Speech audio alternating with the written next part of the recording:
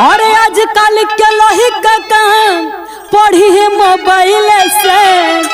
अब बाबा साहब पढ़ले जामन लिख लिख कोइल से। बाबा साहब पढ़ले जामन लिख लिख कोइल से।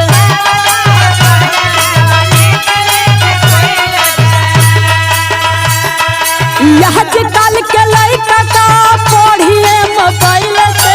आजकल के लड़का का पढ़िए मोबाइल से। बाबा साहब पढ़ले जामन लिख लिख कोइल से। बाबा साहब पढ़ले जामन लिख लिख कोइल से।